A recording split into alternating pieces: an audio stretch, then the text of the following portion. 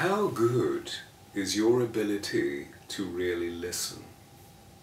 Are you aware of this extraordinary note that exists within your being?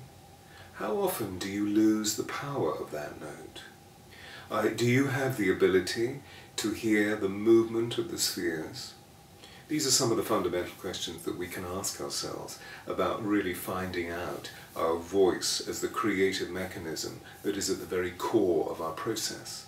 This sound that tumbles out of the great sound field that is the very emanation of our soul.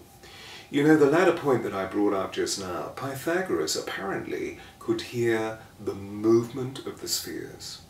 Today we know through NASA science that astrophysicists are actually tuning into the very vibrational force of each of the planets.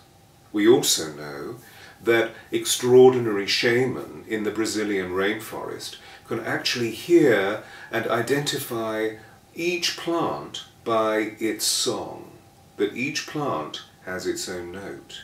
So when was the last time that you really listened into the note of your heart?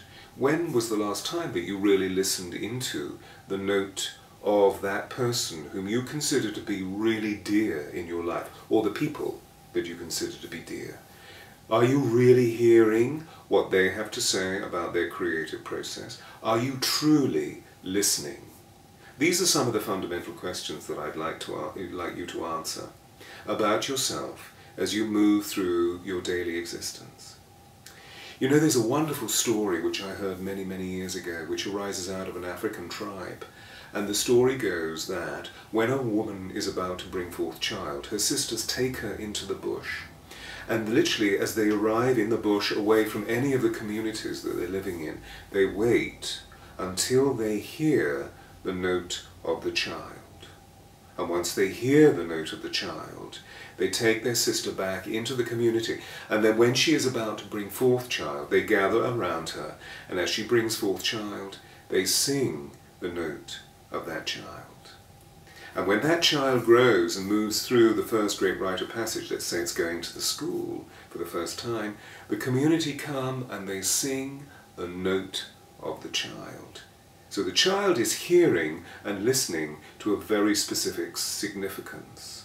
The song of their soul, reinforced and amplified by the communion of the community. As that child grows and marries for the first time, the community comes and sings the note of those two people.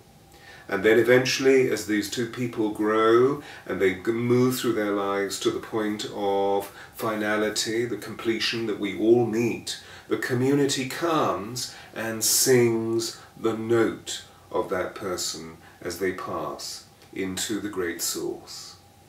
And the last point is that if that person commits a misdemeanor, the community set that person in the center of the circle and they sing the note of that person, therefore reminding them what they truly are rather than whom they have become. Thanks for listening.